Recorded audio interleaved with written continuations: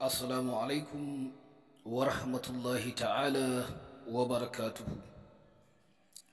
Assalatu wassalamu ala ashrafil anbiya'i wal mursalin sayyidina wa nabiyyina wa habibina wa shafi'ina wa maulana wa qurratu a'yunina Muhammadur Rasulillahi sallallahu alaihi wa sallam. Allahumma salli ala sayyidina Muhammadil fatihi lima ughliq wal katimi lima sabaq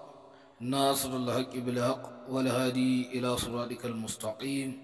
وعلى آله حق قدره ومقداره العظيم ورضي الله عن كافة أصحاب رسول الله صلى الله عليه وسلم ولا حول ولا قوة إلا بالله العلي العظيم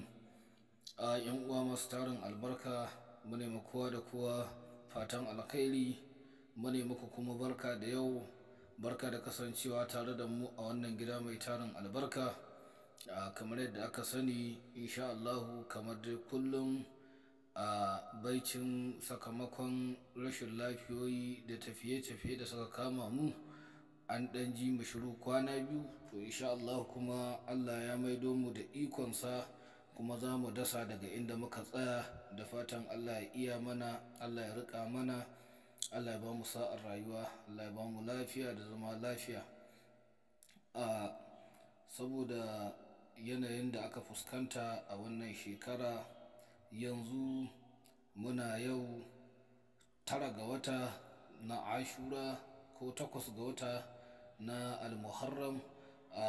wanda a ciki ne ake gabatar da ainihin Tasu'a da Ashura. Akwai wasu bala'uka da ake ganin suna sauka ana roƙon addu'o'i a wajen Ubangiji domin ya kiyaye mutum daga dukkanin waɗannan haɗarurruka da bala'uka da tashin hankalulluka ɗin gaba ɗaya. To insha Allahu shi ya sanya muka fito da wannan surruka waɗanda za a yi su a ranar Ashura. Ranar Ashura tun daga safiya har zuwa dare duk a iya yin wannan suri tun daga ainihin bullowa alfijir har zuwa dare da a iya yin wannan suri saboda rana ce ga masana tarihi sun san yadda ƙasa take kasancewa kai kanka in ka tashi za ka ji jikinka ba daɗi saboda wasu al'amura da suke faruwa to saboda haka ake roƙon Ubangiji kariya akan dukkanin bala'uka duk wanda ya karanta waɗannan addu'o'i to Ubangiji zai kare shi daga sharrin shekarar guda ɗaya shekarar nan baki ɗaya duk wani bala'i da sharri da zai tunkaro Allah zai kiyaye shi shi sanya muka fito muku da wannan ko da shekara 2 da ta wuce mun fitar muku da addu'o'in da ake yi na Ashura to amma dai yanzu ma ga wasu nan mun ƙara saboda ko kana da kyau ka ƙara da wanka ko da yaushe a yi wasu sirrurruka adadin da ake karanta na wannan addu'o'i shine insha Allahu ana karanta hasbunallahu wa ni'mal wakil ni'mal maula wa ni'man nasir ake karantawa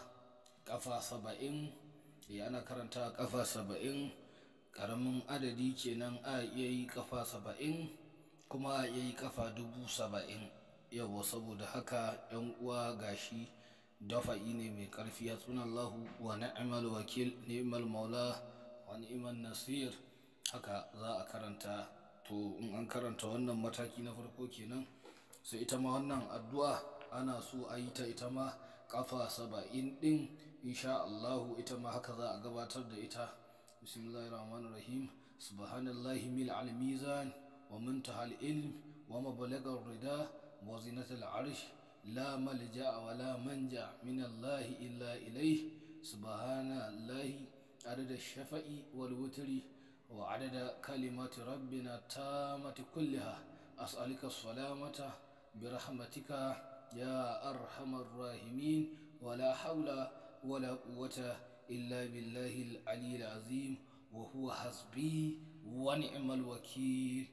فنعم المولى ونعم النصير كوكم فنعم المولى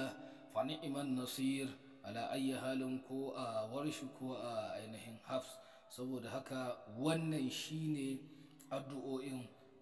an dai ji abin da muka faɗi kuma ga ta nan a rubuce saboda haka 'yan uwa sai a yi ƙoƙari duk wanda ya samu wannan sirri ya shiya ga 'yan uwansa domin su amfana, kuma ka iya kwafinta ka rubuta ka aje saboda halin rayuwa. Wannan ko ba ma ranar ashura ba a iya yin wannan addu'o'in saboda neman kariya. Dafa'uka sai ana neman su yanzu an shiga wani hali. Rayuwa ta juya maƙiya da mahasada, to Allah dai ya kare mu ya kiyaye mu. Saboda ƙarancin lokaci muke dakatawa a nan. Wassalamu alaikum wa rahmatullahi ta'ala.